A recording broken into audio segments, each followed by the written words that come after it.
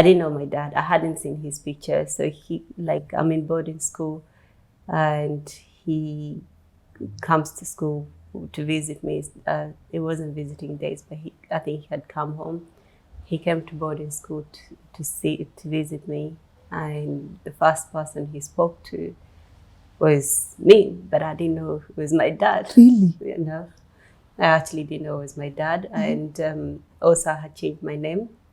So he asked for different name. Yes. I told him, okay, I'll go and look for that person. Out of everybody he could have spoken to, Him. yeah, it was me that he came to the first thing. Yeah, the first person. And I went and told him. I looked around. I came back to him and I said, "Oh, sorry, I can't find the person you're looking for." Went back to class, and my teacher was like, "Margaret, your dad's outside." I'm like, "No, my dad's not outside because he doesn't live in Kenya." When you feel like giving up, there's always something there. And for me, it was always my grandma. And I think that's each and every day is what has gotten me through this. Because you can't do it alone. That keeps you going. That keeps me going. So trust the process. One day your life is gonna change. Keep on believing. You will be better than before. So trust the process.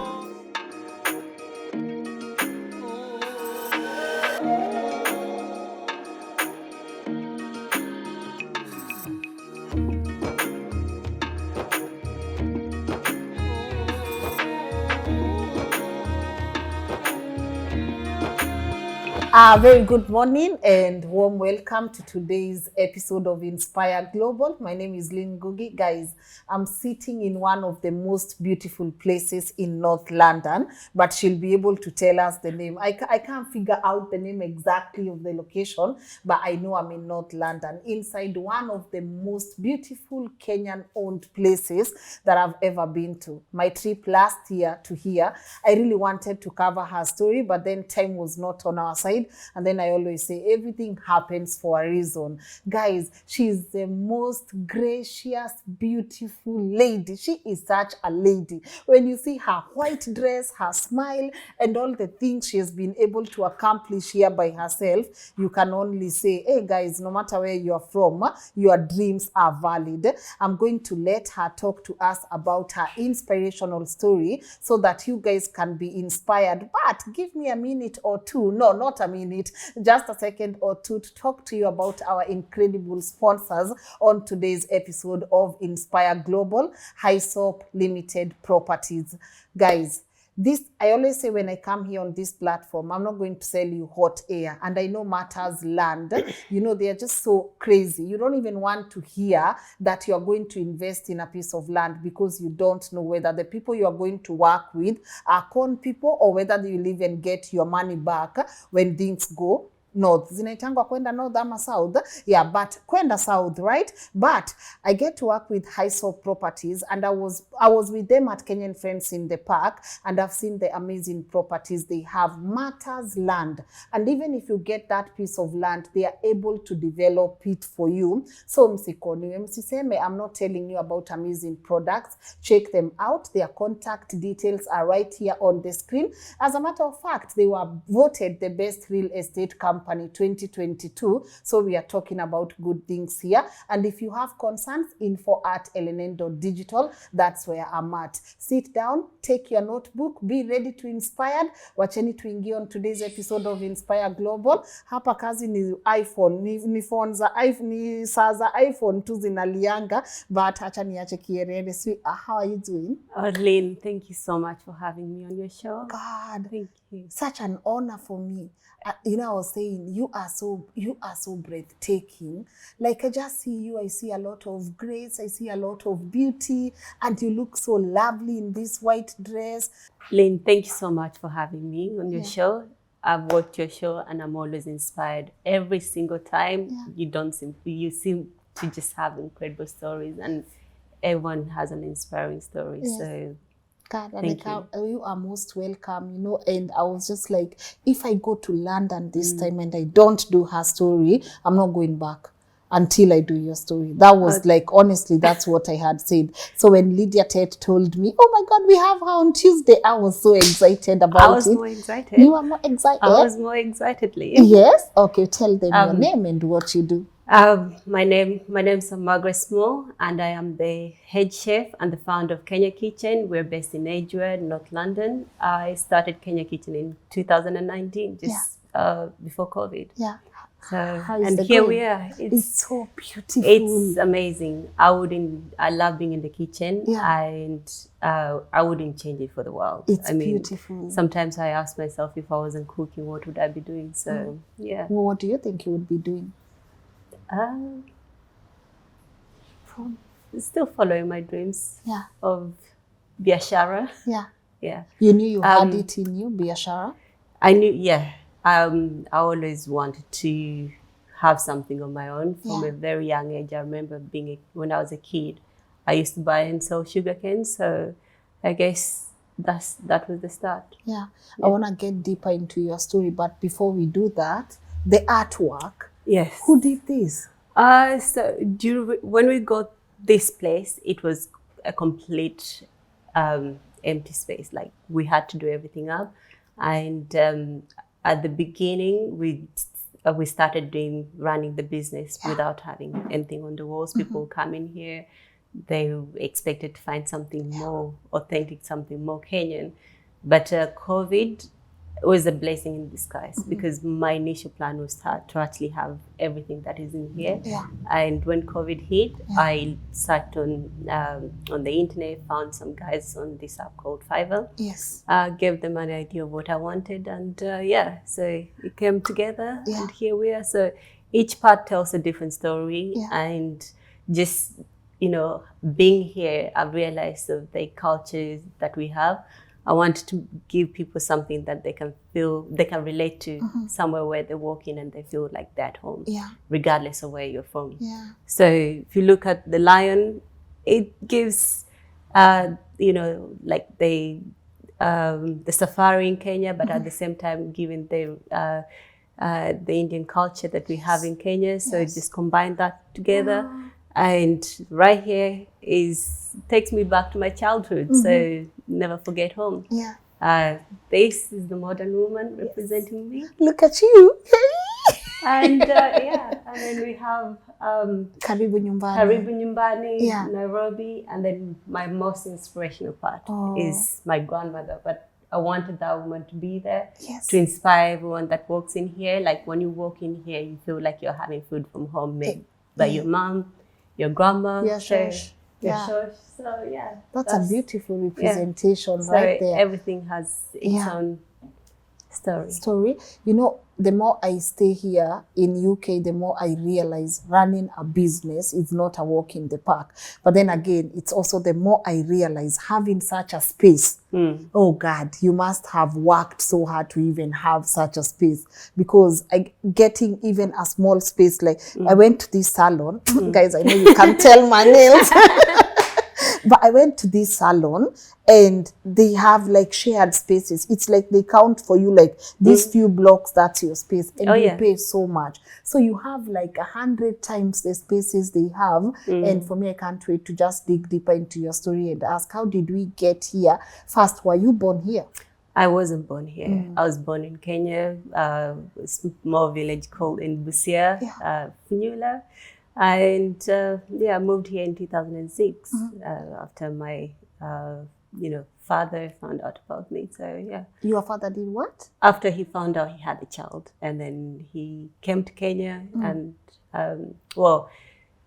do you want to get into it? Do you want me to get into it? If you are comfortable. So when my parents had me when they were very young. They were 16 and 17, and growing up, I grew up knowing my grandma, my mom's mom, as my mom. So for years, I didn't know who my mom or my dad was. But, time went by, I realized that my grandma wasn't my mom. And then eventually I came to find out about my mom. She was a twin. And she took me to live with her briefly. But between that time, life happens. She got arrested and I moved back home because of grandma. because of the partner she was with. And when I moved back to grandma, still I didn't know who my dad was at that time. So I moved back to my grandma. And, life, as we all know it, when you're growing up in the same environment, you think everything is just supposed to, the way it's going is the way it's supposed to be. And life happened. We got kicked out of the house we were in, and then but she was a hard worker, and the village where we were, someone knew where my dad's family was based, so they came and told my grandma about me and about my dad. And I remember my grandma telling me, "Pack your bags, we're going somewhere." At that point, I didn't know where I was going because, again, I still don't know my dad. How old were you here? I must have been about 9, 10. 9, 10. Yeah, 9, 10. And packed my bags when it was taken to my dad's side of the family. And from there, now the relationship with my dad's family. With my mom's side of the family, obviously, I'd lost contact with them. So now I started building the relationship with my dad's family. Yeah, dad's family. How was it like, just being with now dad's family as a young person? You're trying to navigate because you must have had questions too, I did. Because as far as I knew growing up, this other family was my family. And now moving to the new environment, like where I'm not too sure, because it was just at that time, it was just me and my grandma, nobody else. And but her accepting me and just, she was very proud to have me. Matter of fact, she took me as her own child. And she just had these incredible stories to tell me about my dad, about his dad. But I was still eager to meet this person everyone is talking about, because they'll tell me I looked so much like him. And with school, and I guess when, like, as a child, when you live with grandma, like, you there to, like, pretty much be there, look after them as well. But she wanted me to be a child. She gave you the space. She gave me the space to be a child. I had, like, short hair. I didn't have earrings. She was like, darling. She just wanted me to have the same experience that kids would normally have, which I didn't have prior to that. So, but it was challenging. Because as far as you want to be with your parents, but I still didn't really have. Did you feel like you belonged? Yeah, you felt like you belonged. Yeah, when I was at my with my great grandma, I felt like I belonged. Okay, I was myself. Yeah, and so at that time, I think they told my dad about me. And he took me to, like, he sent the money for me to go to school. I went to boarding school. That's when I started being more free and just being creative and wanting to explore, I guess, to, like, different things. Yeah. So talk to me about that part. What would interest you? What would set your soul on fire? So I think when I was at my grandmother's, I remember, like, actually, one of the Christmas, if I'm not mistaken, because she had someone who was looking after her. She was old, but she wasn't afraid at the time. And you know how Christmas are back home, you dress up and everything. So we went to church and came back from church, and this guy had left. I end up like we had to, because Christmas time you cook a lot, and that's the time everyone celebrates. Yeah. We didn't have anyone to do that at times, so we ended up being in the kitchen with her, just and as a kid I wanted to go out and play and dress up and just feel like everybody else, Like every Christmas. other child, like Christmas. But I was in my school uniform, put on my school uniform, went to the kitchen with her, we cooked and ate, and I think that's when I realized, what, I've enjoyed this Christmas more than anything else, because it was just me and her. And every time, like she didn't used to cook much, but every time she would go in the kitchen to cook, I'll be sitting by her side. Or sometimes if she cook and I'm not there or playing with other kids, she'll just put some food on the side. She's like, this is for me. And I think that's the time I experienced the love that I didn't really have. And I thought, you know what, I would do anything. She actually told me, you know what, like, girls dress up, girls do this, they do their hair. You're going to go on the plane. Like, she just, every night I went to bed, I would literally think of those things that she would tell me. I felt like I had an opportunity many kids didn't have. And I wanted to do every single thing in my power in that moment to work hard, to make her proud and make, my father proud, the father that I hadn't seen again at that time. So anyway, so going back to, my childhood, going back to school. So I was taken to a boarding school. My dad sent money for me to go to school, because at the time I was, the local schools when you were going to day school. I think boarding schools are taken as more prestigious. Not prestigious, but I think you focus more on your education. Yes. So, and I think when I was taken to boarding school was for me to just focus on my education and not worry about anything else. So I went to boarding school in Busia, and I remember like the first time I met. I didn't know my dad. I hadn't seen his picture. So I'm in boarding school, and he comes to school to visit me. It wasn't visiting days, but I think he had come home. He came to boarding school to visit me, and the first person he spoke to was me, but I didn't know it was my dad. Really? I actually didn't know it was my dad, and also I had changed my name. So he asked for different name. Yes. I told him, okay, I'll go and look for that person.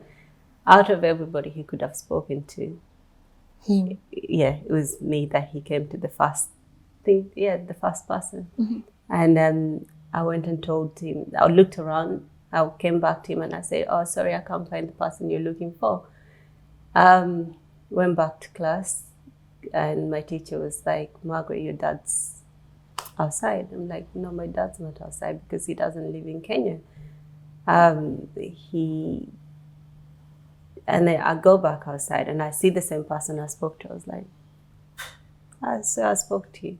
But then, it turned out to be him. And I think from then on, he just did everything to make sure that I would come and stay with him here. Yeah. So. What did he say in school? I think he was very, both of us were just shocked to be in that moment. Like, I'm literally seeing you, you're my dad. And then at the same time, it was for him as well. How old were you here? I believe I was 12 years old. You were 12 years old. Yeah. And you just look at him and you're like, oh, this is my dad. But what are you thinking about your mom at that particular moment? I hadn't seen her for so long or spoken to anyone back home. I think it didn't really occur to me because now I've just gotten to like, I've got pretty much building like a new life, but I don't have contacts with this other family. Yeah. So I'm in boarding school, and now like obviously Dad has just told me like I'm with I've seen my dad, and he's obviously given me put another thing in my head where like now I'm going to come to the UK. So that's all I can think about, because I'm going to leave Kenya and go somewhere new. Like I'm excited, and I just want to leave Kenya at that point. But the only thing I probably recall was more like, will she ever come out? Because I didn't hear anything. I didn't know anything about, no one was telling me what's happening. So I sort of would just block it out and not think much about it. But I think when, like, most of the time when it would hit me that I want my parents there, was like visiting days when you have like, your mom or dad or they come around and stuff. I would not have anyone come. But my dad's auntie, my great auntie, God bless her soul, she's so lovely. She would come and visit me, and most of the time I would also go and stay with her. But after Dad left, when I had seen him, so he started coming home quite often to visit, and obviously that's when they started, processing my documents for me to come to the UK.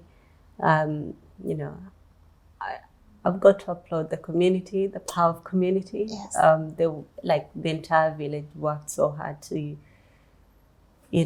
get me to be with my dad. And I think it was in 2004, 2005. That's when they started working on my documents for me to come. And then at that time, I think my mom was released. So she came to visit me at school. After I saw my mom, I'm still at school. So like my dad's side of the family are obviously sorting out they're sorting out the documents for me to come to the UK.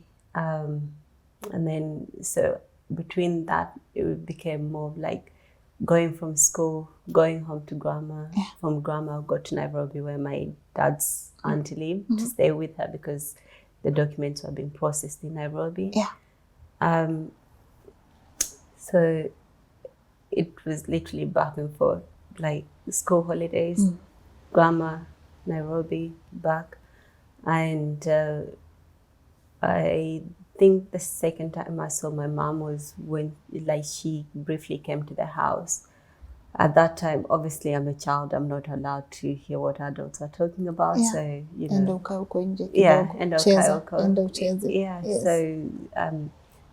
obviously later on I came to find out the reason she had been is because she wanted to give consent to my dad, so they can process the documents for me to come. So she gave the consent. So, and then when the documents were almost finalized, my dad told me, okay, we're almost done. You need to go back to school, say goodbye to everyone. And I think this is it now. Like, this was in 2006. I think this is it. You're going to come with me. So I'm excited to leave. I tell everyone naenda maju.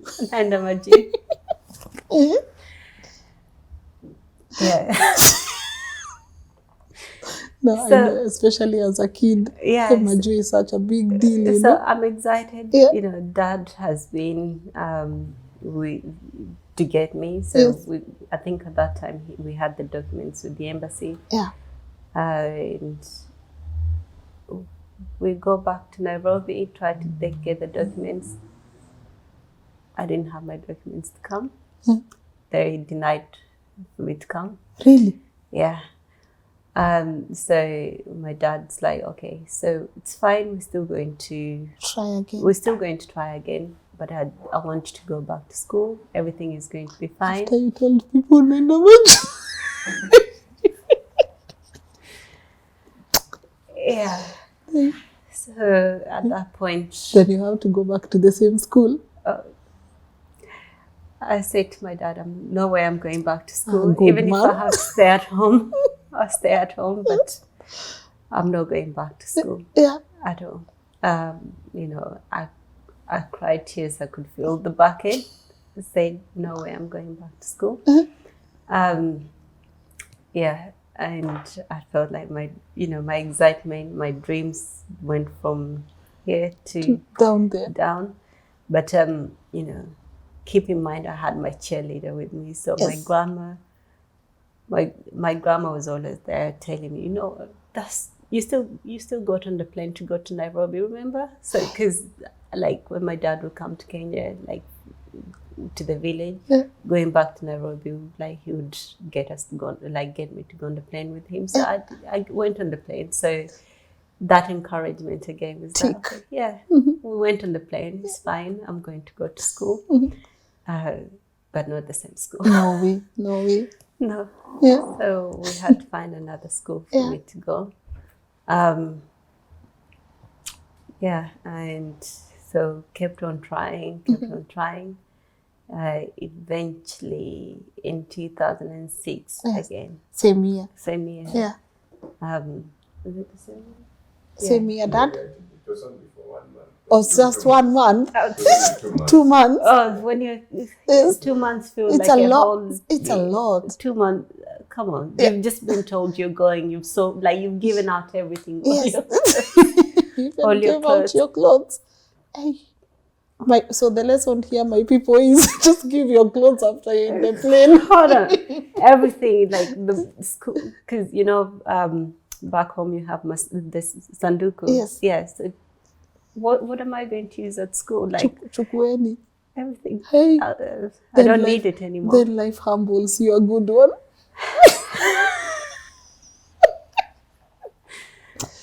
Yeah. I think our take home is, even if you're flying out, just wait till you're in that plane. Wait until you've just Arrived panga where everything. you're going. Know who is going to take what, but don't give them out just yet. Don't.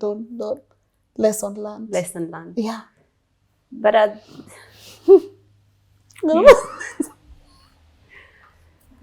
Hey, then a month. anyway, so I think my dad hadn't told me that the plan was for us to go to America. So his uncle lives in America. Yeah.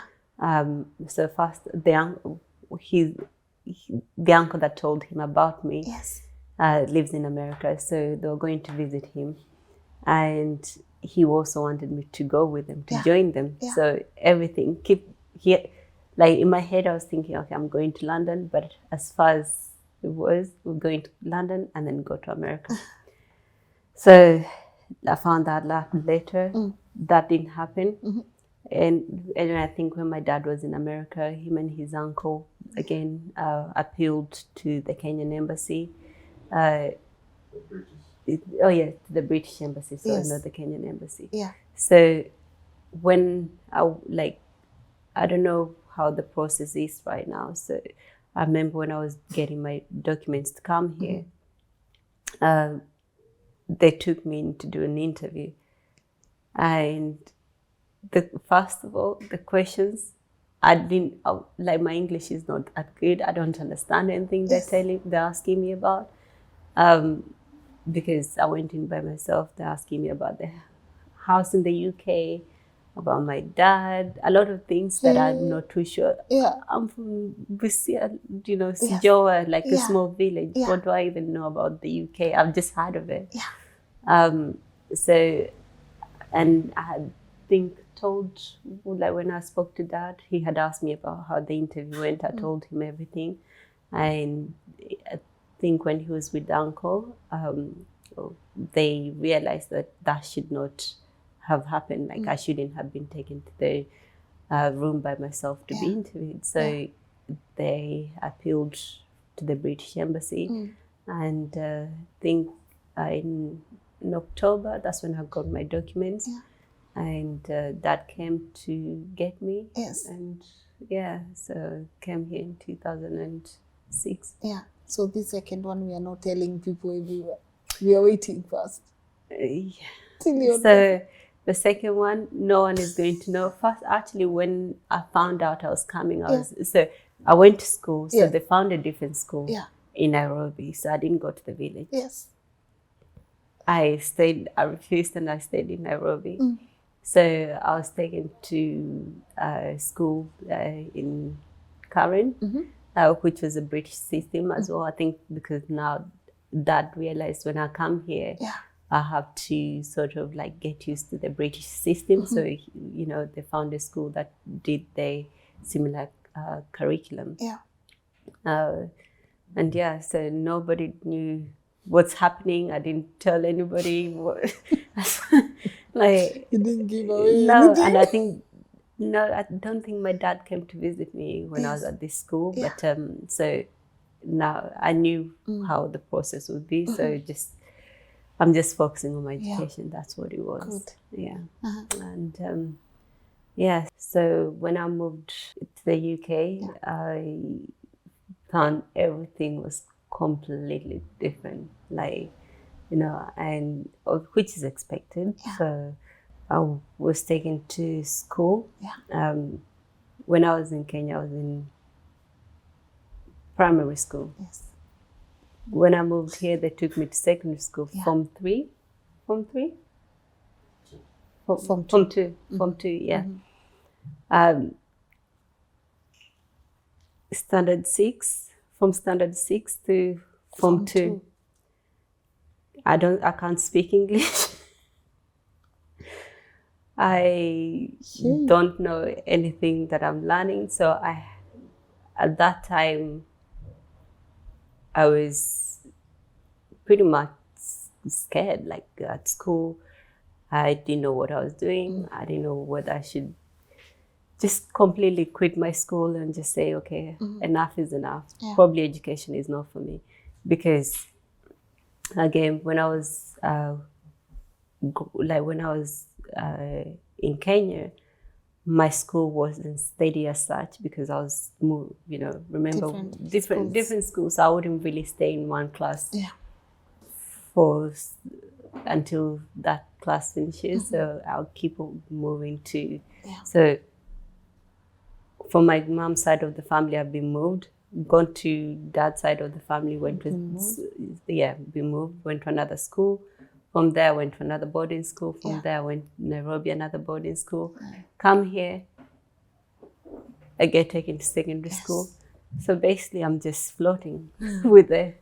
I'm just going with the flow. I'm not too sure what I'm doing education-wise. But when I got to school, I remember telling Dad, like, I'm going to make you proud. And I think, again, that fear of like letting him down. So I think they have, so fast when you get to school here, and I'm sure lots of people, you know, might relate, they used to have foundation and higher tier.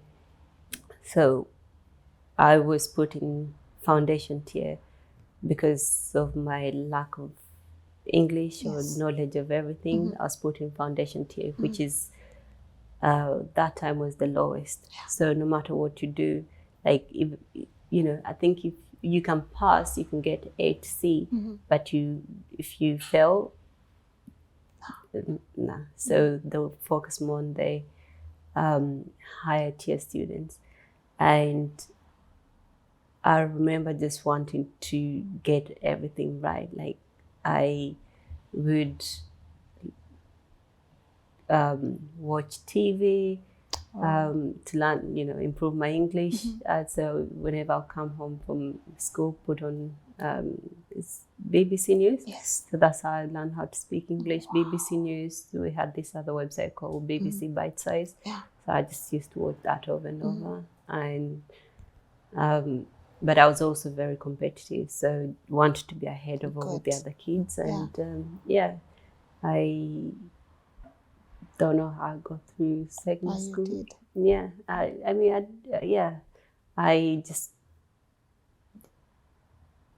I think what I realized is that I was given a second chance from where I was to being here. There's no way I could let this opportunity go, especially education. And I knew how much, like my dad worked so hard to get me here, and not only that, even my grandma back home. So I wanted to, work hard to make them proud, and so just Step by step. step by step, go through it. Finished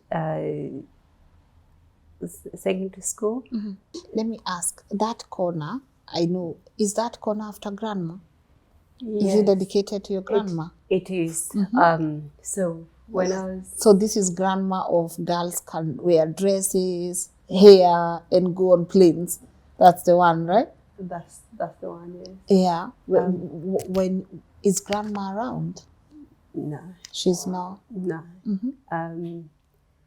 She passed away in 2000 and, well, I don't need to say, 2017. 17. Yeah. Um, How would you define her? so the first time I met my grandma, first of all, was this tall, incredible woman. Like, she walked in and I was just like, wow. She was the pure definition of strength. I remember when I was with her, she would tell me stories about, she had, I think she was the fourth wife? The first wife, no, sorry, yeah, she was the first wife. My great granddad had 4 wives, isn't it? Yeah.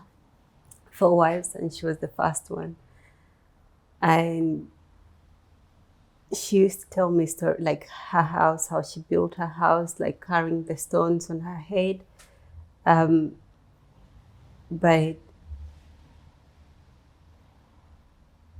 I don't know what it was. I had seen people,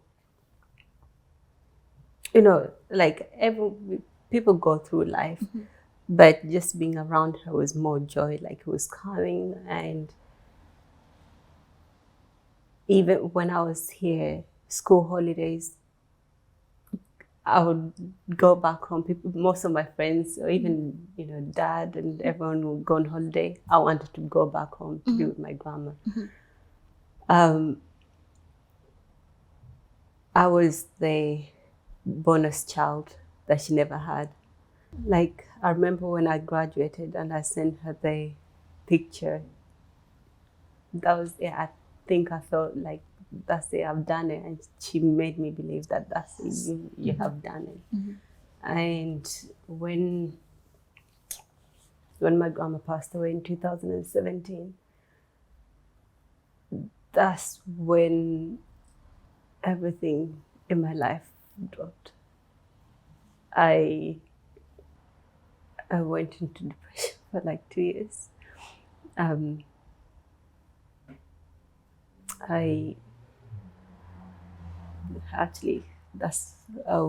cut my hair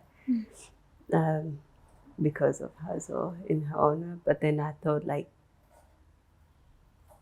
it was something I wanted to do for her. I remember doing everything in my power not to be here. In the UK? Not in the UK, just not to be here. I felt like my world had crashed, and I wanted to be with her. But then I remember the moments that I would go home, what we would do, like when I was with her. And I just thought, like, that's selfish of me.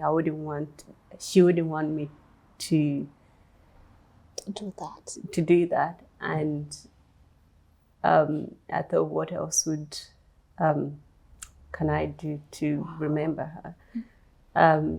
What would she want me to be doing? Like,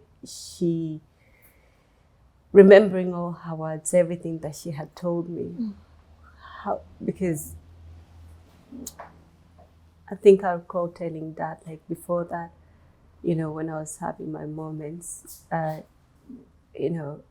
keep on seeing her different places of where, like at one time I remember telling Dad that I think a Soku who on the train tracks, she's calling me, I've got to go there.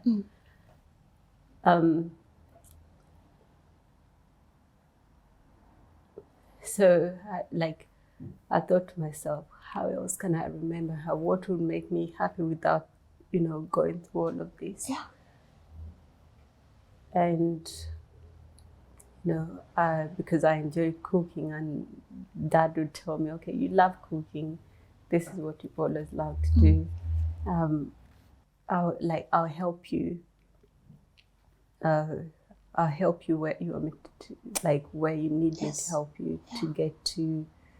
I think my grandma is what helped me realize my dream, and I've always said, because of her, I am who I am today. Do you feel her presence in here? All the time. So when, before we got to open Kenya Kitchen, so after that happened, I went to therapy. I started seeing someone for therapy sessions, and I started cooking a lot, and I wanted to sort of share my passion for food on Instagram, get people, inspire people with my food. I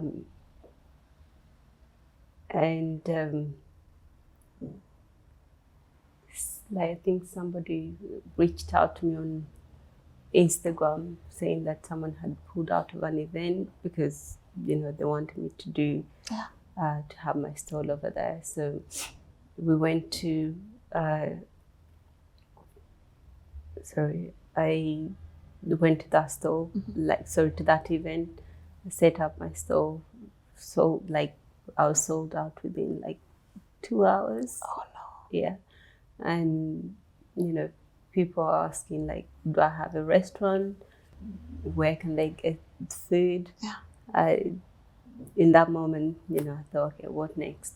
So how else can I sort of unite people? And share your gift. And share my gift, yeah. I started looking around. I told them, yes, I do. It's coming. It's actually being, we're working on it. Can I have your details once we get there? Once it's all done, we're going to drop you a message, the locations and everything. So if you, give them pen and paper, started putting the details down. And I think after that, I started looking around for places non-stop. And my dad was also helping, and he would think when we found prime location, we saw a few places, but I came across where we're seated right now. Yeah.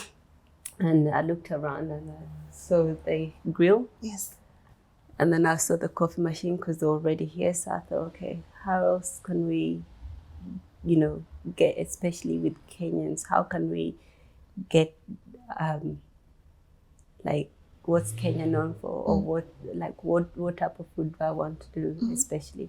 And I thought, Kenyan food, we've got the grill, we've got the coffee, Kenyan coffee, nyama choma, and I mean, this is what I was this would be perfect. Yes. Connecting people through food, bringing love together, and so I put in an offer. Or my dad supported me through that, and the rest is history. And here we are. So we go through there. Yeah. But I think it's just when you feel like giving up, there's always something there. And for me, it was always my grandma, and I think that's each and every day is what has gotten me through this, because you can't do it alone.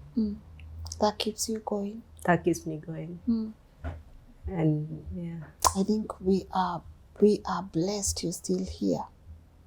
The fact that you're still here, that's a blessing on its own, you know, that you took a chance on yourself, on your life. The fact that you fought through. It's not even about the kitchen now. I think just by sitting here and now getting to, God, I see you on Instagram every other time and I have no idea. you know what it is, Lynn? People tend to judge a book by its cover. We look at somebody and we actually want to be like them or admire them, but then you don't really. We can't fit in each other's shoes. That's what it is. And you know, I think there's always a reason why God keeps us here. And you know, for me, it was to do this, every day. It's what I wake up to do. I enjoy it, and it's not like I would want to go out there telling everybody, oh, do you know what, guys, I almost took my life or something like that. But then it's just... No, you're here and that's beautiful. And I came here so excited, like, oh my God, it's the story of the Kenyan kitchen. Oh my God, because this is Inspire Global, right? And we are used to meeting entrepreneurs who their journey is just more from a business perspective. And I don't know, all of a sudden, I just feel like this was the purpose of it all. The fact that you're still here. Yeah. The fact that you're still holding on. The fact that you are alive. And you don't even know who is watching this episode. Because I feel like even when you were doing the interview, you kept saying, this is not good. And I just kept saying, there's a reason, there's a purpose. Because honestly, I keep saying the shows are just so ordained. And I never want to imagine I got it wrong at some point. And I just kept feeling there's something, there's a purpose, there's a reason why we even had this conversation. And now I can't even help but imagine who is it that is watching this as what would have been their last episode. And you just assured them it's okay to... It's okay. It's never... I think when you're in that moment, you think it's the end of the world. Yeah. But there's always something waiting for you. Yeah. Along the lines. And it's, you know, now it's not a matter of selfish, but it's just you knowing that, okay, who else is going through this, and how would I make... I think in that moment I was thinking of like my grandma. Okay, would she want me to do this? But just gotta think about the reason why you shouldn't. How do you feel about yourself? I am in a good place knowing that I've had people around me who support me, and I'm doing everything I love and just letting everything unfold. Yeah. You know, but for anyone at home, just know that it's not the end of the world. And we all have something that we're good in us, something that we're meant to be doing and passionate about. And it's just a matter of believing in yourself and, you know, being open with those people around you, people that you can trust, you can talk to. Like in my case, I strongly believe that if I didn't have my dad seeing what I was going through, I know I would not be here again, because I felt bad knowing that I have someone who's worked so hard to get me here. But at the same time, I can only imagine the pain he was going through. So if you do have someone who truly, truly believes in you and can support you and give you all the help you need, don't be afraid to reach out to them. To ask for help. And asking is not, you know, There's no shame in There's no that. shame. It's not a problem. It's not a problem. So Does this space make you happy? The art, the feels like home, by the way. it does. I think I came and I was all over with my tea. I ate your sugar cubes. I'm just like, it feels. Yeah, the sugar cubes. Yes, 2 of them, brown sugar though. Brown sugar, but it has a homely feeling. Yeah. It's my happy place. I think I found my calling and I found what I love doing. And when I'm here, I feel at peace. Yeah. And most of the time, I think my friends think that I'm a workaholic, but I just find that this is the place that I call home. Yeah. You know, when I'm missing home, when I'm missing my grandma, when I'm missing my grandma's food, this is where You everything let it is. out. This is where I get it out. Yeah. And it's not just for me. I didn't create this just for me. Yes. It's for everyone who feels like they're far away from home or they want a safe space. You can come here by yourself, and you'll be welcome. Do you feel, because I don't think there's a Kenyan that doesn't know about this restaurant, right? Do you feel like the love you get from Kenyans, and also not just, because the last time I came here, it was not just Kenyans, even other people walk in to have a feel of what you make here. Do you think that kind of keeps you going, the fact that they love your food that much? It does, 100%. I mean, I've seen people from all walks of the world, and when I was cooking at home or putting out my food on Instagram, I never wanted anybody to know who is behind the food that I'm making or behind the brand. Given what I was going through, I just wanted to be at the back of the kitchen, knowing that, okay, we've done this. People are coming in, they're having a good time. But now just coming out of the kitchen and seeing everybody, talking to everyone, it literally brings joy to me, to my heart. And, you know, a lot of people have met their sisters, their brothers who they haven't seen in a long time, their friends, all because of this place. And, you know, I'm 100% sure, like, this is what my grandmother would have wanted me to do. So when like that picture, when I look at it, it's like, I wanted to put, I call her Jaja. I wanted to put her picture over there, but you know, that's sort of just a representation. You know, representation, yes. Yeah. Oh, okay. What's your signature meal? What do most people come here for? A lot of people get nyama choma, go for nyama choma, but also the tilapia, and of course we can't forget the ugali and the kachumbari. So, just the typical, like, you know, Kenyan meal. Any skuma? Of course. Kachumbari. Githeri, if you want to go. Mokimo. If you want to go deep down, is mokimo. If you want to go central. We have mokimo. We have mokimo. Waru. Yes. Waru. Yeah, we have it. Ngwashe. Ndoma. Ndoma, it's on its way, stuck at Jomo Kenyatta at the moment. Yes. It's on its way. But where do you get the stuff? Where do you buy So we have our suppliers. So again, what I have done, I'm a bit of an old school, and I've always said I cook like an old woman. Yeah. I'm more of like go in the kitchen, make everything from scratch. So, you know, with our meat, all the ingredients, I go out myself and source them. Yeah. And with meat, we have our two different suppliers for different meat. Yeah. So like the goat meat is specifically a supplier that does goat meat. Lamb, chicken, different suppliers. Yes. We get those ones from here. And when it comes to our Kenyan spices, to our home spices, get them all the way from motherland.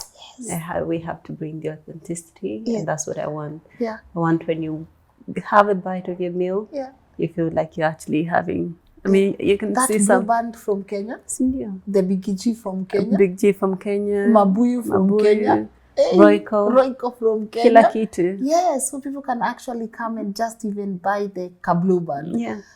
You even Fanta. I think I need to bring your Fanta and Fanta home has Yonchi the same.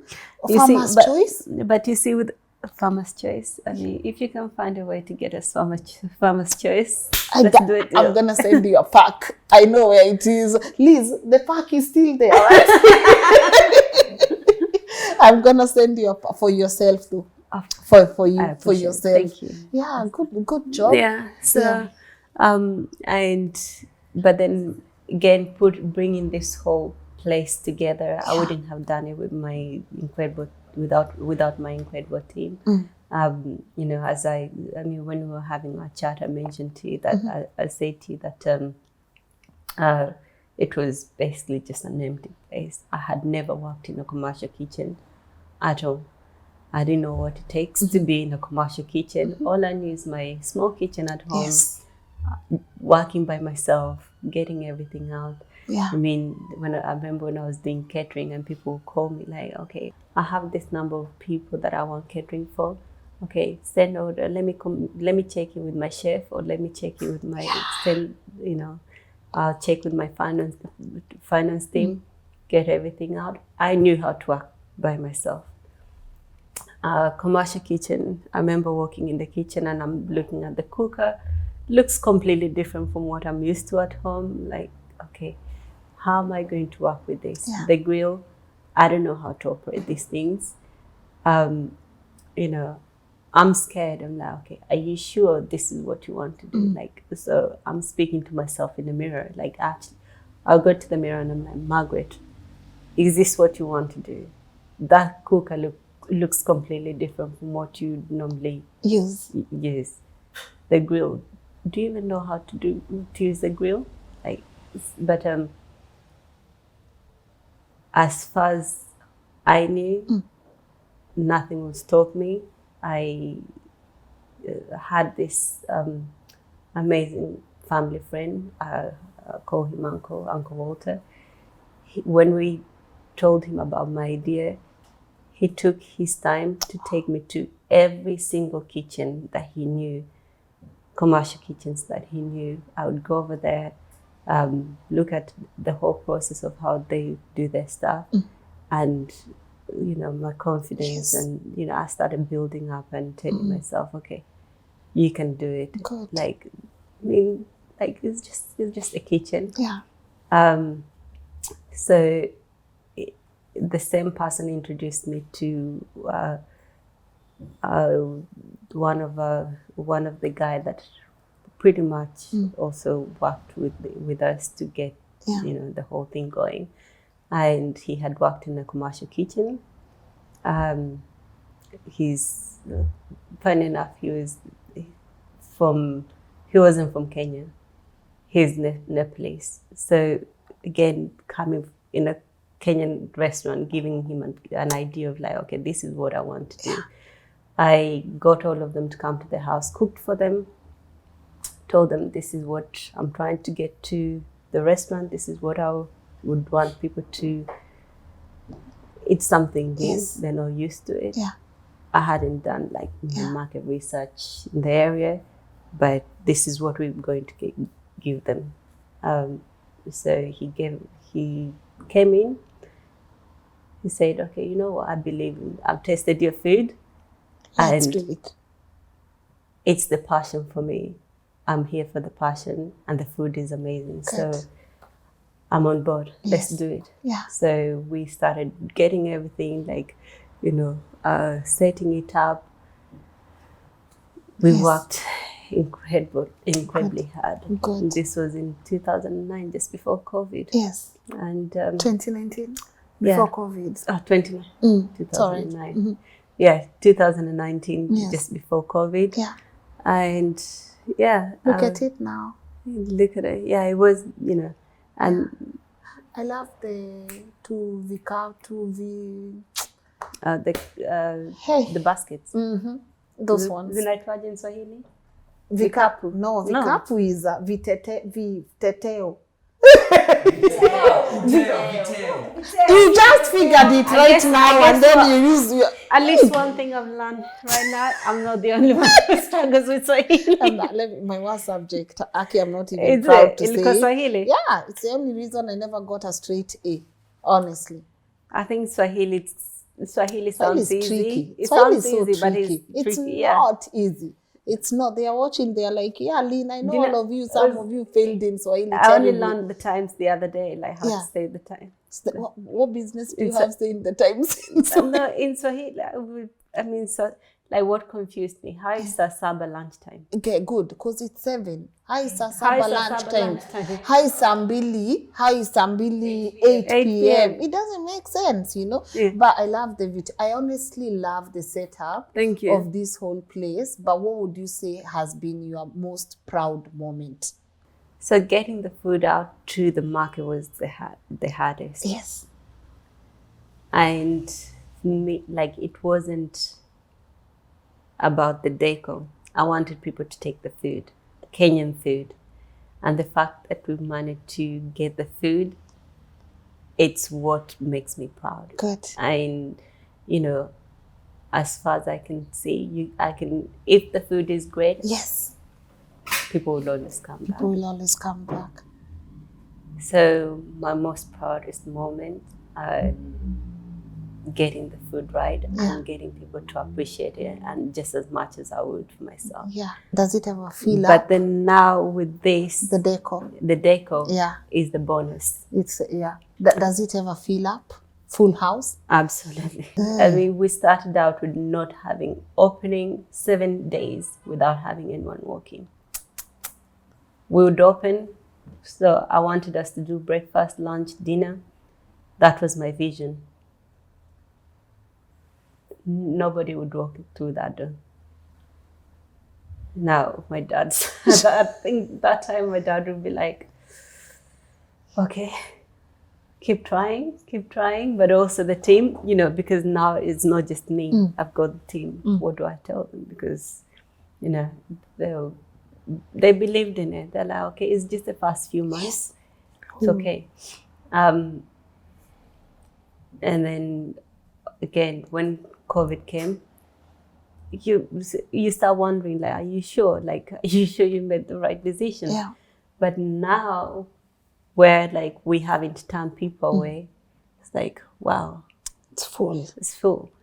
And when they eat the food, you just see even the ones that are like, even customers that are not Kenyan. Yeah. Like the fact that they can relate to it, that's it. It's beautiful. It's beautiful. Before I let you go anywhere, what legacy are you looking into leaving behind? I think I would want to be remembered for sharing our Kenyan cuisine to the world, rather, not just London, to the world. To the world. And because Kenya has amazing food and ingredients, and I want those ingredients to be spread across the world. Good. But again, just for following my heart and, you know, doing what I love. Good. Because there's so many other people who would also want to do things that they're passionate about, but they're scared. So just, you know, I guess for taking that leap and stepping out of my comfort zone and doing something that scares me, but yet is satisfying and rewarding. Okay. And I think I always have this conversation with my dad. I know when we have a business, we want to make money, but at the same time, if you go after money, it will never be enough. Okay. So having something that it allows you to show up every single day without getting bored. Yeah. And right now, doing this, I would want to take it global. Good. And I want to be the one that tells the story about Kenyan cuisine. Good. So Yeah. And you've done good. And I've done that, and this is the start, Yes. and more To come. more to come. Congratulations. Thank you. Really, Thank you. from Thank you. deep down my heart. You've done good. Thank you. I really appreciate You've that. done amazing, and I can't wait to see what the future has in store for you. But for me, most importantly, is for you to look back and see, I dreamt, and this dream has come to life. And you don't know how many people are just watching you right now, and they just didn't want to be in careers that they are in right now. They just wanted to follow their passion, and you don't know how greatly you've inspired them. You also don't know how greatly you've inspired someone who thought they would never make it in life. I mean, a young girl from Busia, right? Yes. Here in London. Who would have thought? Who would have thought? I didn't think that myself. This is for you, for proving like you can be in a totally different environment. Learn the English, learn what it just, for me, it was the part, tuning to BBC, watching, just learning the drive, that whole drive to want to be, to know that you it's not even about not letting dad down, but it's about just wanting it and just achieving it. For me, that's really important. If someone doesn't tell you, you've done amazing. I believe that's our guest there. Yes. Hi, kumekuja by people. Wacheni tuuze chakula, but I believe no, he knows where. He passed here. He passed here. Yeah, so that drive, that enthusiasm, that spirit, I'm pretty sure wherever grandma is, she's proud of you. She's watching you today looking all pretty and gorgeous, achieving all these things that you're achieving. And she's like, that's my girl. Girls have dress up, they go on planes, and they have, cute hair. So look at you, and just to see your dad sitting there, just cheering you on.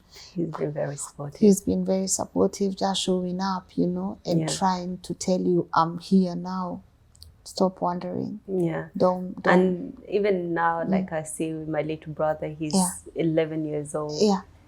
I remember when I was, setting up the place, renovation and stuff, he would come and help out. Yeah. And because he's seen me in the kitchen for years now, he's also taking the same footsteps. And I think I forgot to mention to you that when I did education at university. Yeah.